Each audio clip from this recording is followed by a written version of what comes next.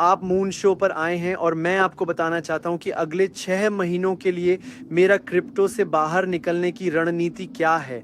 अभी आज हम थोड़ी गिरावट देख रहे हैं और मैं अपने बुलिश दृष्टिकोण से सभी को प्रोत्साहित करना चाहता हूं, जिसका मतलब है कि मैं अभी भी बिटकॉइन के लिए बहुत बुलिश हूं। और मैं अब भी सोचता हूं कि अगर आप अभी बिटकॉइन खरीदते हैं, अगर आप अभी बिटकॉइन को लंबा करते हैं और दिसंबर में मुनाफा लेते हैं, तो आप मुनाफे में रहेंगे। यह मेरी व्यक्तिगत राय है। मैं व्यक्तिगत रूप से बिटकॉइन पर इतना लंबा हूं कि कोई मुझे पागल कह सकता है। मेरे पास सारा पैसा मेरा बिटकॉइन में है। जैसे जो पैसा मेरा बिटकॉइन में नहीं है वो है जो पैसा मेरा फेरारीज में है और शायद थोड़ा इथीरियम में, थोड़ा आल्ट कॉइन्स में। लेकिन 90% मेरा क्रिप्टो, या माफ़ करें 90% मेरी कुल संपत्ति वास्तव में बिटकॉइन में है, जो कि निश्चित रूप से मेरी राय में एक बहुत ही समझदारी भरी बात है। कोई मुझे पागल कहेगा। वास्तव में कभी कभी लोग मुझसे पूछते हैं, कार्ल, जब तुम्हारा ज़्यादातर पैसा बिटकॉइन में है तो तुम रात में कैसे सोते हो? खैर, फिर मैं उन्हें बहुत शांति से बताता हूँ कि वास्तव में यही कारण है कि मैं रात में सोता हूँ। अगर मेरा पैसा बैंक में या किसी बेकार कॉइन में होता तो मैं रात में सो नहीं पाता, इसलिए मैं बहुत बहुत अच्छी तरह से सोता हूँ। अब मेरी निकासी रणनीति क्या है? क्योंकि अभी बिटकॉइन सिर्फ 1 लाख के ऊपर है, जो कि निश्चित रूप से पिछले साल की तुलना में एक बहुत बड़ा सुधार है, जब हमारे पास बिटकॉइन लगभग 40-50 हज़ार पर था। और मैं आप लोगों से इस चैनल पर 7 साल से कह रहा हूं कि बिटकॉइन खरीदें, क्योंकि जब मैंने इस चैनल की शुरुआत की थी तब बिटकॉइन वास्तव में $3,000-4,000 पर था। और अगर आप इन सभी वर्षों से मेरे चैनल का अनुसरण कर रहे हैं तो आप काफ़ी लाभ में हैं। अगर आप इस चैनल के कुछ वर्षों से सब्सक्राइबर हैं तो आप सबसे अधिक संभावना से बहुत अमीर हैं। और कभी कभी लोग मुझसे सड़क पर मिलते हैं और कहते हैं कि वे वास्तव में मेरे वीडियो देखकर करोड़पति बन गए, और ये मेरे लिए सबसे बड़ी तारीफ़ों में से एक है। और मैं ये देखकर बहुत खुश हूँ। अब अगर आप मुझे लंबे समय से फॉलो कर रहे हैं तो आप निश्चित रूप से जानना चाहेंगे कि आप मुनाफा कब लेंगे, आप क्रिप्टो से कब बाहर निकलेंगे, अगर कभी। और मुझे लगता है कि हालांकि अगले 20 वर्षों के लिए बिटकॉइन को रखना अच्छा है, फिर भी मुझे लगता है कि जीवन को जीना चाहिए। और अगर आप मेरे vlog channel Carl Moon vlogs के फॉलोअर हैं तो आप जानते हैं कि मुझे महंगी चीज़ें खरीदना पसंद है। तो हो सकता है हो सकता है कारें, हो सकता है कपड़े, लेकिन खासकर मैं कहूँगा कि कारें कुछ ऐसी हैं जिन्हें मैंने वास्तव में अपनी एक एग्जिट स्ट्रैटेजी के रूप में बनाया है। और मुझे समझाने दें। कुछ लोग कह सकते हैं कि कारें एक बुरा निवेश हैं, क्योंकि वे मूल्य खो देती हैं। और हाँ, कुछ कारें मूल्य खो देती हैं, लेकिन मैं फ़ेरारी ख़रीद रहा हूँ और इनमें से कुछ फ़ेरारी बहुत सीमित संस्करण की हैं, जो वास्तव में डॉलर से बेहतर मूल्य बनाए रखती हैं, लेकिन साथ ही साथ बेहतर मूल्य बनाए रखती हैं कई अन्य संपत्तियों की तरह। यह मूल रूप से मुद्रास्फीति का अनुसरण करता है, और कुछ कारें मुद्रास्फीति से भी बेहतर प्रदर्शन करती हैं। तो ये मेरी रणनीतियों में से एक है कि वास्तव में कुछ बिटकॉइन को, जब बिटकॉइन शीर्ष पर पहुंचता है, कुछ कारों में बदल दूं, क्योंकि मुझे नहीं लगता कि वे अगले 20 वर्षों में बिटकॉइन से बेहतर प्रदर्शन करेंगे, क्योंकि मैं निश्चित रूप से वे नहीं करेंगे। लेकिन मैं थोड़ा जीना भी चाहता हूँ, है ना? तो मैं एक अच्छी ज़िंदगी जीना चाहता हूँ। जैसे अभी उदाहरण के लिए मैं यहाँ ये यॉट किराए पर ले रहा हूँ, और मैं बस ज़रूर, अगर मैंने इस गर्मी में इस यॉट को किराए पर लेने के बजाय बिटकॉइन रखा होता तो मेरे पास 5 साल बाद अधिक पैसे होते। लेकिन 5 साल बाद क्या मेरे पास ये याद होती कि मैंने यहाँ इस खूबसूरत माहौल में दोस्तों के साथ समय बिताया, जेट स्कीइंग की और अच्छे डिनर किए? नहीं। तो यादें ही एकमात्र चीज़ हैं जो हम अंततः अपने मृत्युशैया पर लाते हैं, पैसा नहीं। जैसे मुझे लगता है कि ये जानना महत्वपूर्ण है, लेकिन बेशक हम अभी भी एक अच्छी ज़िंदगी जीना चाहते हैं, इसलिए हमें पैसा कमाना पड़ता है। लेकिन मुझे लगता है कि हमें कुछ पैसा खर्च करने से भी डरना नहीं चाहिए। लेकिन मेरी मेरी विस्तृत निकास रणनीति क्या है? खैर, मेरी विस्तृत रणनीति में शामिल हैं कारें, सीमित संस्करण कारें, साथ ही घड़ियाँ और रियल एस्टेट। ये 3 स्तंभ हैं मेरी निकास रणनीति के। वास्तव में माफ़ करें, मैं सोना और कीमती धातुओं को भूल गया था। तो चलिए 4 कहते हैं, क्योंकि सोना और चांदी भी मेरे सबसे बड़े, आप जानते हैं, मुझे लगता है कि अगले 20 वर्षों में जब हम डॉलर का पतन देखेंगे जो अंततः होगा, मुझे लगता है कि सोना और चांदी बहुत-बहुत अच्छा करेंगे। तो आइए मैं इन 4 स्तंभों के बारे में बात करता हूँ। और अगर आप किसी भी एक्सचेंज के लिए साइन अप करना चाहते हैं जिसके साथ मैं काम कर रहा हूं तो नीचे लिंक दिए गए हैं। अगर आप बिटकॉइन, एथीरियम, सोलाना या कुछ भी ट्रेड करना चाहते हैं या शायद आप एमआई टोकन खरीदना चाहते हैं तो आप बिटयूनिकैक्स जा सकते हैं, आप एमआई एक्सएससी जा सकते हैं, आप वीक्स जा सकते हैं। इन सभी एक्सचेंजों के लिंक नीचे दिए गए हैं। और जब आप साइन अप करेंगे तो आपको मेरे दर्शकों के लिए एक विशेष साइन अप बोनस मिलेगा जो मैंने आपके लिए तय किया है। तो नीचे देखें। अच्छा, तो चलिए कारों से शुरू करते हैं। मेरा मानना है कि क्रिप्टो से बाहर निकलने का एक अच्छा तरीका है सीमित संस्करण की कारें खरीदना, क्योंकि फिर आप उनका उपयोग कर सकते हैं और उनका आनंद ले सकते हैं। और मुझे लगता है कि ये बहुत महत्वपूर्ण है, अपने पैसे का आनंद लें, है ना? और अगर आप यदि आप एक कार खरीदते हैं जिसकी कीमत आपको $1,00,000 है और 2 साल में उसकी कीमत $1.5 लाख हो जाती है तो आप कुछ हद तक मुफ्त में घूमें, है ना? शायद $30,000 का रख-रखाव खर्च हो, लेकिन हाँ, उस स्थिति में आप अब भी $20,000 आगे हैं। तो सीमित संस्करण की कारें या दुर्लभ कारें या प्रतिष्ठित कारें खरीदें, क्योंकि वे समय के साथ अपनी कीमत बनाए रखेंगी और फिर आप अपने पैसे का आनंद लें। तो वो कारें मेरी हैं। और फिर रियल एस्टेट, ये क्रिप्टो से बाहर निकलने का एक शानदार तरीका है, क्योंकि रियल एस्टेट नकदी प्रवाह देता है। और मुझे लगता है कि अगर आपको इन स्तंभों में से एक चुनना है तो शायद रियल एस्टेट सबसे अच्छा है, क्योंकि ये वास्तव में आपको नकदी प्रवाह देता है, जो बहुत बहुत महत्वपूर्ण है। अचल संपत्ति अगले 10 वर्षों में किसी भी तरह से क्रिप्टो से बेहतर प्रदर्शन नहीं करेगी। यह निश्चित रूप से नहीं करेगी, लेकिन नकदी प्रवाह हमेशा एक अच्छी चीज़ होती है। और मुझे लगता है कि आप नकदी प्रवाह का उपयोग बिटकॉइन में निवेश करने के लिए कर सकते हैं, है ना? तो ये बुरा विचार नहीं है। मैं व्यक्तिगत रूप से अपार्टमेंट खरीदूंगा। जब बिटकॉइन लगभग 1,50,000 से $2 लाख के ऊपर जाएगा तो मैं कुछ अपार्टमेंट खरीदना शुरू करूंगा और उन्हें किराए पर दूंगा, विशेष रूप से दुबई में। मैं ऐसा करूंगा, लेकिन आप इसे अपने देश में भी कर सकते हैं। वास्तव में इधर आपकी निकास रणनीतियों में से एक दुबई जाना होना चाहिए। ये 5वां स्तंभ हो सकता है, क्योंकि दुबई में करनी है और ये सुरक्षित है। जब आपके पास बहुत पैसा होता है तो आप एक सुरक्षित देश में रहना चाहते हैं और आप वहाँ रहना चाहते हैं जहाँ अच्छा मौसम, अच्छे लोग और सब कुछ हो। तो ये भी एक अच्छी निकास रणनीति है जब आप मूल रूप से सेवानिवृत्त होते हैं, है ना? मैं वास्तव में कभी रिटायर नहीं होऊंगा, लेकिन आप समझ गए।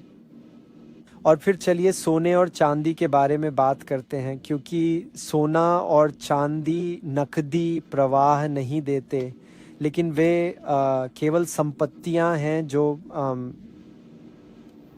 हज़ारों और हज़ारों वर्षों से मौजूद हैं और वे आज भी यहाँ हैं और उनमें कोई बदलाव नहीं हुआ है शेष दे, और उनमें कभी कोई बदलाव नहीं होगा, क्योंकि आप पृथ्वी के तत्वों को नष्ट नहीं कर सकते।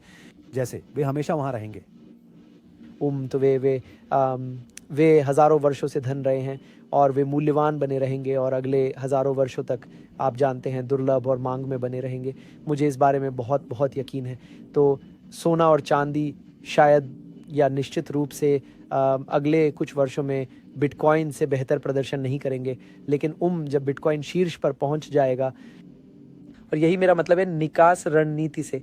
मेरा मतलब है मूल रूप से जब बिटकॉइन 2 लाख, 2.5 लाख, 3 लाख तक पहुंचता है तो आप उसमें से कुछ निकालना चाहेंगे, सब नहीं। मैं कभी भी अपने सारे बिटकॉइन नहीं बेचूंगा। कृपया यहाँ मुझे गलत ना समझें, लेकिन मैं शायद अपने बिटकॉइन का 20-30% निकालूंगा और मैं इसे इन संपत्तियों में डालूंगा। और अच्छी बात यह है कि अगर मैं ये सही समय पर करता हूँ, ये वो दो बीत कर, और वैसे कृपया देखते रहें, क्योंकि अंत में मैं आपको व्यावहारिक रूप से बताऊंगा कि मैं ये एग्जिट स्ट्रेटजी कैसे करूंगा। मैंने आपको अब तक स्तंभ दिए हैं, लेकिन जल्द ही मैं आपको व्यावहारिक कदम दर कदम मार्गदर्शिका दूंगा कि मैं इसे कैसे करूंगा। तो कृपया देखते रहें। में विचार यह है कि जब आप इन संपत्तियों के लिए बिटकॉइन को ऊंचाई पर बेचते हैं तो भालू बाजार में आप संभावित रूप से बिटकॉइन को कम कीमत पर वापस खरीद सकते हैं। आप ये यूएसडीटी के साथ भी कर सकते हैं, है ना? बस यूएसडीटी में बेचें और फिर कम कीमत पर खरीदें। हाँ, आप ऐसा कर सकते हैं। वास्तव में निकास रणनीति का एक हिस्सा छठे स्तंभ का प्रभाव हो सकता है। वास्तव में कुछ यूएसडीटी निकालकर और इसे बायबिट जैसे एक्सचेंजों पर स्टेक करना हो सकता है, जहां आप यूएसडीटी को बहुत उच्च प्रतिफल के लिए स्टेक कर सकते हैं। यदि आप बायबिट पर साइन अप करना चाहते हैं और ऐसा करना चाहते हैं तो आप नीचे दिए गए लिंक का उपयोग कर सकते हैं।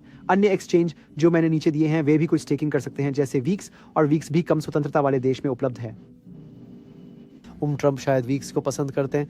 नीचे लिंक है, कोई केवाईसी नहीं, कोई वीपीएन नहीं, तो सभी के लिए उपलब्ध।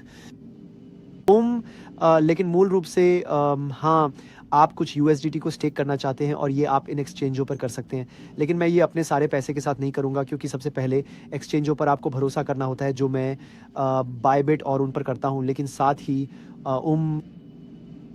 लेकिन हाँ, एक हम अपने एग्ज़िट स्ट्रेटजी का एक छोटा हिस्सा यूएसडीटी में स्टेकिंग के लिए आवंटित कर सकते हैं, तो यह एक अच्छा विकल्प है। अब मैं आपको इसे करने के व्यावहारिक चरण दर चरण तरीके के बारे में बताता हूँ। मैं व्यक्तिगत रूप से सोचता हूँ कि क्रिप्टो में प्रवेश करने का सबसे अच्छा तरीका डॉलर कॉस्ट एवरेजिंग है। ये किसी भी संपत्ति, किसी भी निवेश में प्रवेश करने का सबसे अच्छा तरीका है। डॉलर लागत औसत के माध्यम से प्रवेश करें। आप हर हफ्ते खरीदते हैं, आप हर महीने खरीदते हैं, या आप अपनी तनख्वाह का एक हिस्सा लेते हैं और हमेशा थोड़ा सा निवेश करते हैं, है ना? अब आप बाहर निकलने के लिए वही रणनीति क्यों नहीं अपनाते? ये मेरी व्यक्तिगत रणनीति है और मुझे लगता है कि ये सबसे अच्छा तरीका है, क्योंकि जैसे आप बिल्कुल नीचे नहीं चुन सकते, वैसे ही आप बिल्कुल ऊपर भी नहीं चुन सकते। कोई नहीं कर सकता, मैं नहीं कर सकता, आप नहीं कर सकते, यहाँ तक कि वॉरेन बफेट भी बिल्कुल ऊपर नहीं चुन सकते। ऐसा बस नहीं होता। तो इसके बजाय, ऐसा करने की कोशिश करने के बजाय, आप बस डॉलर कॉस्ट एवरेजिंग आउट से शुरू करें। मैं व्यक्तिगत रूप से सोचता हूँ कि अगले 1 वर्ष में हम इस चक्र के शीर्ष को देखेंगे। यह 4 वर्षीय चक्रों के साथ समझ में आता है। स्टॉक टू फ्लो अनुपात मॉडल है, जिसे प्लान बी ने प्रसिद्ध किया है, और मेरे क्रिप्टो के अनुभव के आधार पर अगर आप अभी खरीदते हैं और दिसंबर में बेचते हैं तो आप शायद बहुत पैसा कमाएंगे। लेकिन 15 दिसंबर या 27 जनवरी कहने के बजाय, क्योंकि ऐसा कुछ नहीं होता, इसके बजाय हम हर हफ्ते बेचने से शुरू करते हैं और हम यह 6 महीने तक करते हैं। और मुझे लगता है कि अब बेचने का समय नहीं है, अब इकट्ठा करने और खरीदने का समय है। खरीदो खरीदो खरीदो। मेरी राय में जितना हो सके उतना बिटकॉइन, एथीरियम इकट्ठा करो। और फिर जब मैं कहूँगा अक्टूबर की शुरुआत, या मैं कहूँगा अक्टूबर की शुरुआत या मध्य, तब हम शायद बेचने की शुरुआत कर सकते हैं। लेकिन मैं थोड़ा इंतज़ार करूँगा जब तक हम देख लें कि सितंबर कैसे होता है। मैं शायद अक्टूबर नवंबर की ओर झुकूंगा, शायद नवंबर का समय बेहतर है। तो मैं कहूँगा कि नवंबर की शुरुआत और फिर मार्च तक चलाएं। तो हम हर हफ्ते थोड़ा थोड़ा बेचते हैं या हर महीने, ये इस पर निर्भर करता है कि आप इसे कैसे संरचित करते हैं। लेकिन फिर मैं सबसे पहले अपने सभी ओल्ड कॉइन्स बेचूंगा। तो मैं ले लूँगा, मान लीजिए मैं अब एक उदाहरण देने जा रहा हूँ। मान लीजिए मेरे आल्ट कॉइन्स की कीमत $200 मिलियन है। अगले नवंबर से मार्च के बीच मैं मूल रूप से यह गणना करूंगा कि नवंबर और मार्च के बीच कितने सप्ताह हैं, और फिर मैं उन हफ्तों की संख्या लूंगा और फिर मैं $200 मिलियन को उन हफ्तों से विभाजित करूंगा, और फिर मुझे पता होगा कि हर हफ्ते मुझे कितना बेचना है। बेचिए डॉलर के संदर्भ में नहीं, बल्कि वास्तविक सिक्कों के संदर्भ में। सही? तो अगर मेरे पास 200 मिलियन टोकन है, हाँ, तो ये डॉलर मूल्य के बारे में नहीं है, क्योंकि अगर ये अब 200 मिलियन का है तो दिसंबर तक ये शायद 1 बिलियन का होगा। सही? तो ये डॉलर मूल्य के बारे में नहीं है, ये अधिक टोकन की मात्रा के बारे में है जो आपको तब प्रति सप्ताह बेचनी थी। और फिर तो वह मैं अपने सभी ओल्ड कॉइन्स नवंबर से मार्च तक बेच रहा हूँ, और कीमत चाहे जो भी हो मैं हर हफ्ते बेचता रहता हूँ। और फिर मैं फेरारी, रियल एस्टेट, सोना, चांदी खरीदने जा रहा हूँ, और हाँ, वे सभी चीज़ें जो मैंने अभी आपको बताई, और कुछ यूएसडीटी में रखूँगा। सही? और फिर जब बात बिटकॉइन की आती है तो मैं कभी भी अपना सारा बिटकॉइन नहीं बेचूंगा। जैसा मैंने कहा, मैं क्या करूंगा कि मैं अपने बिटकॉइन का 20 से 30% लूंगा, और नवंबर से मार्च तक साप्ताहिक रूप से बेचूंगा, और कीमत चाहे जो भी हो मैं बेचता रहूंगा, और उन संपत्तियों को खरीदता रहूंगा जिनका मैंने इस वीडियो में उल्लेख किया है। वैसे अगर आप अभी मुझसे सहमत हैं तो कृपया एक अंगूठा ऊपर दें। अगर हम 2000 लाइक्स तक पहुंच सकते हैं तो ये बिल्कुल अविश्वसनीय होगा।